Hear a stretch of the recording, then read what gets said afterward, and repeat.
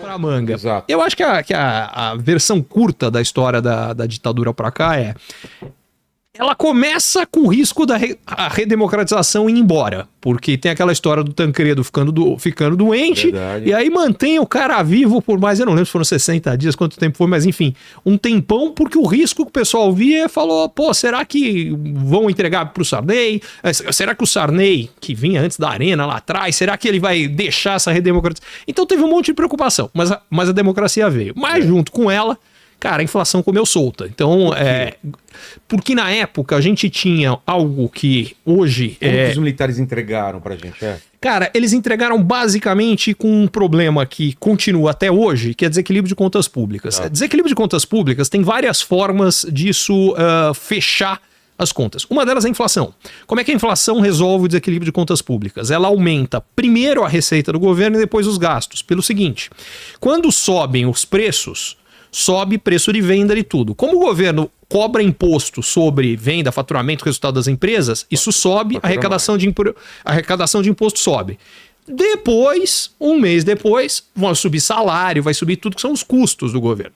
Então, quanto mais você tem desequilíbrio de contas públicas, você precisa não só de inflação, mas você precisa de inflação subindo. A inflação tem que estar cada vez mais alta para a conta fechar. É como a gente fechava até o Plano Real.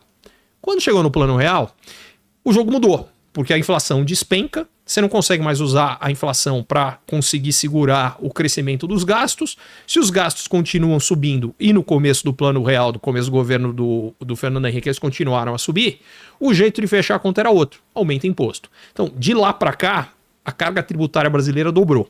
Se for pegar do início do governo do Fernando Henrique para cá, a gente pagou o dobro de imposto do que a gente pagava antes. Então, você resolveu o aumento de gasto que não parou, aumentando imposto. Chegou num ponto, o Brasil hoje de todos os países emergentes, são 165, o que mais cobra imposto no mundo. Minto, ele é o terceiro que mais cobra imposto, mas ele é o primeiro que mais gasta.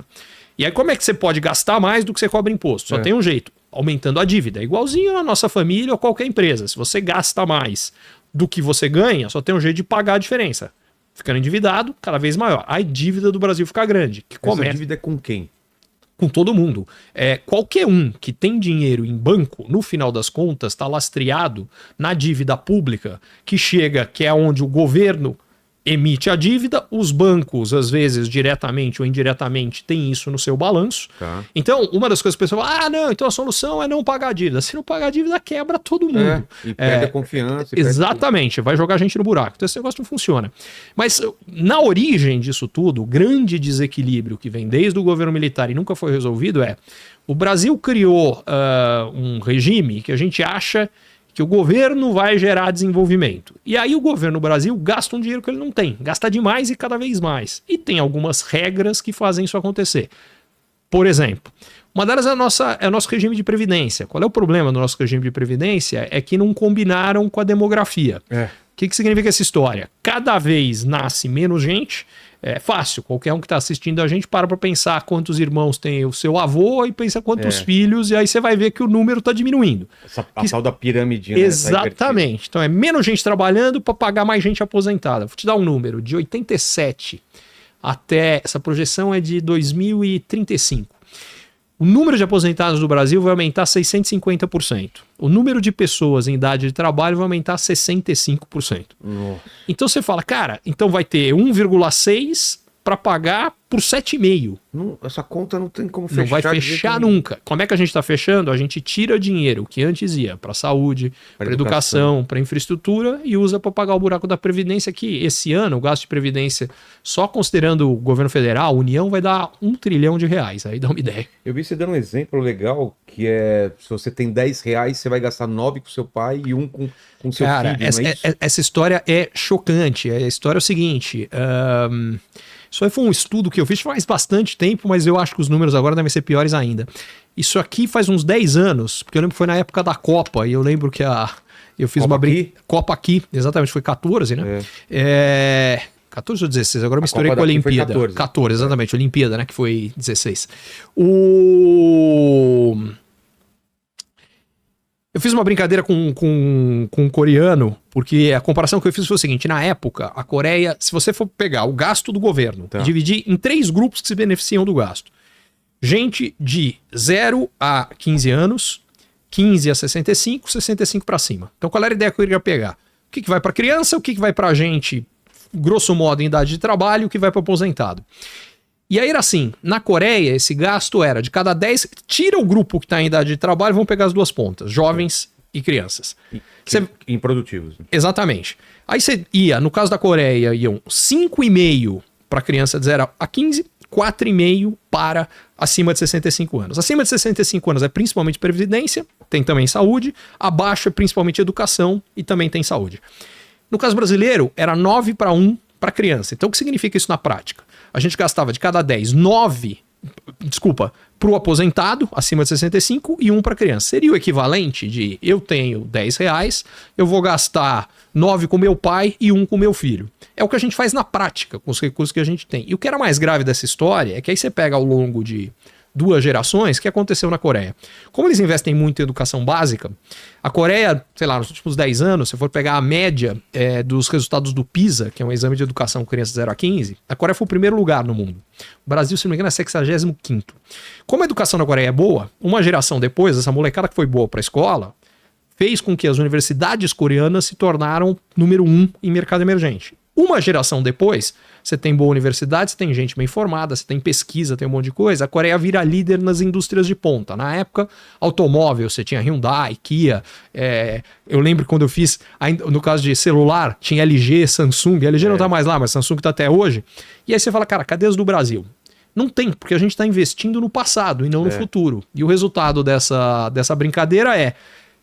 Há 60 anos, a renda per capita no Brasil dava o dobro da coreana. Hoje a coreana é 6 vezes a brasileira. E aí vem a parte mais louca e que mostra que o nosso modelo está furado.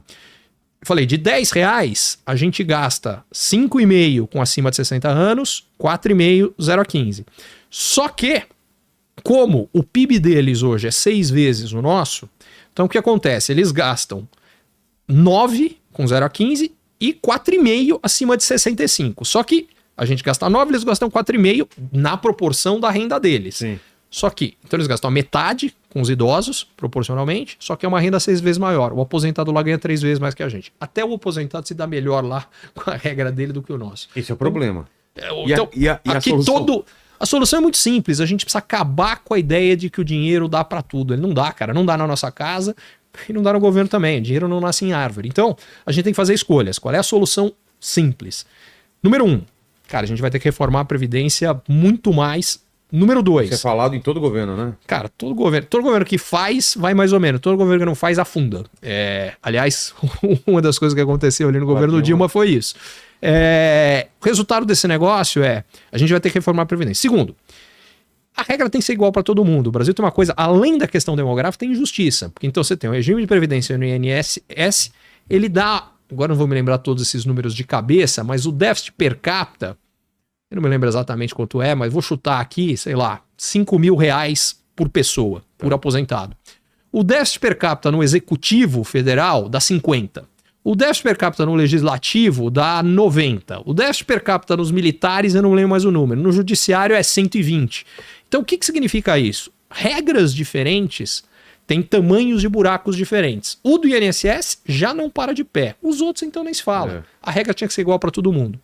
E aí você começa a liberar dinheiro. O que você faz? Você reduz o gasto de previdência. Você começa a ter dinheiro para investir em educação básica de primeira para todo mundo. Aí você resolve o problema de desigualdade.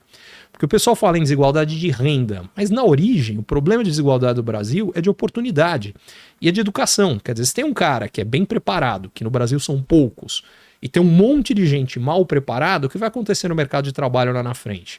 Essa massa de mão de obra pouco qualificada, essa oferta grande de mão de obra pouco qualificada faz com que os salários deles sejam muito baixos. Os poucos qualificados ganham um montão. Então aquilo ali é consequência de um problema que começa antes. E, cara, não tem ninguém falando nisso, não tem ninguém focando em resolver isso.